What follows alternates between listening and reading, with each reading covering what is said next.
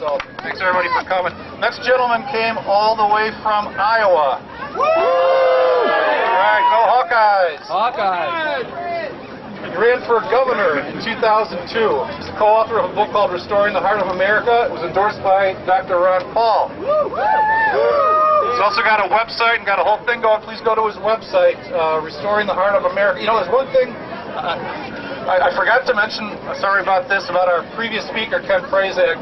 He has one of the longest running libertarian radio talk shows. You can catch him Monday mornings at 9 a.m. WRMN 1410. But I know most of you guys don't live in Elgin, so go on the internet to freedomrings.net. It's really a fun show.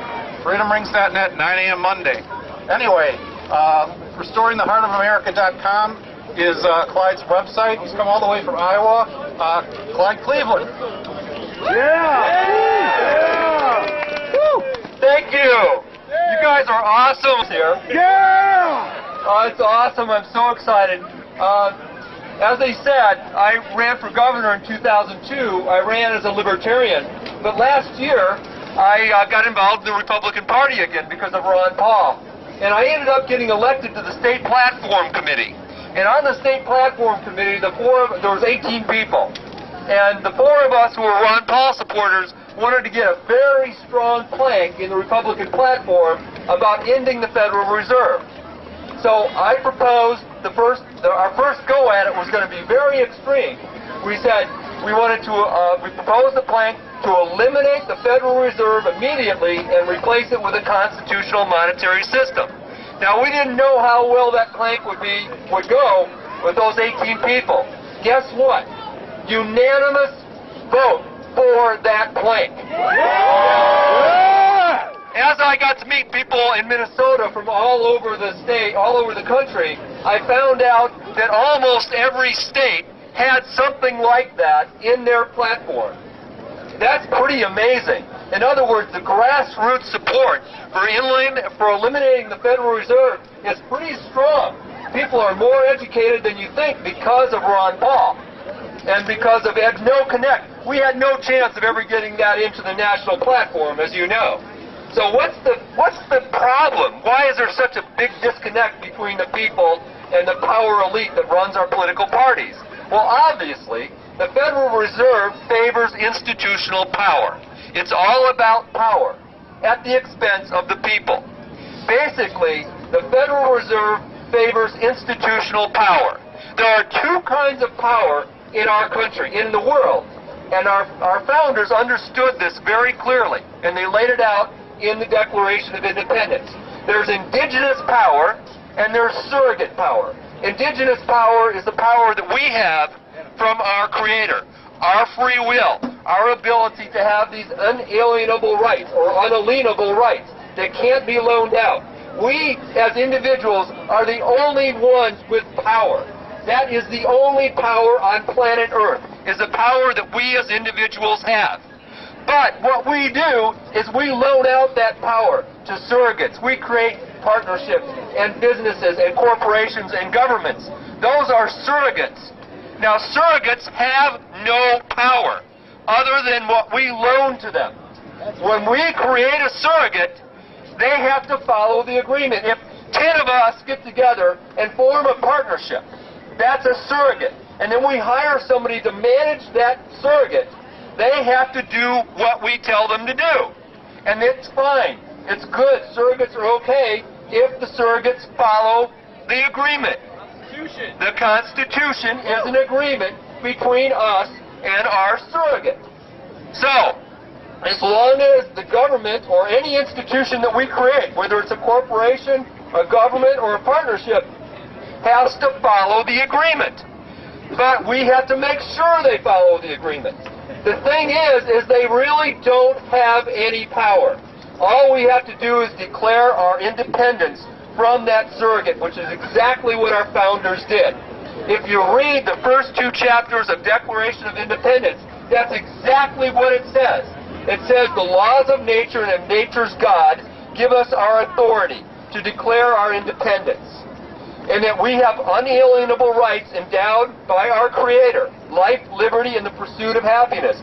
Should we form this government and it not work out, we have the right to alter or abolish it at any time. So, what happened in 1913? Our Congress unconstitutionally delegated its responsibility to manage our monetary system. They gave it away to the central bank. And they did not have the right to do that. But we can make sure that they take that back. We can pass legislation to end the Federal Reserve tomorrow. We have the power to do that. But what we have to do is just get enough people to make sure that we support Ron Paul's amendments first, the legal tender laws, the Honest Money Act, eliminate the Federal Reserve. We need to get enough people educated. It's up to us. But understand this. This is the key thing for you to share with everyone you know. We have the power, not the surrogates. We have indigenous power. We can do anything we want. What we need to do from now on is educate everybody we know. Now, this is an amazing story I want to share with you. Many of you may know this, many of you may not. In January of 1776, Franklin, Jefferson, and Adams wanted to get the Continental Congress to declare independence from England. Now, they took a poll, and guess what? Now, this is Washington was already fighting the Battle of Boston, and he wanted us to declare independence. They took a poll of the Continental Congress, and it was 75% to 25% to get back with England. Boom. Okay. And so what happened? What happened from January to July to change that? Well, Common Sense by Thomas Paine came out at the end of January of 1776, and it created a paradigm shift in the country. Now, here's what happened. 50,000 copies were sold in one day. They did another 50,000 copies. They were sold in one day. Within a couple months, get these numbers, 500,000 copies were sold in a country of about 2.5 to 3 million people. They assumed that almost everybody in the country read Common Sense. And guess what happened?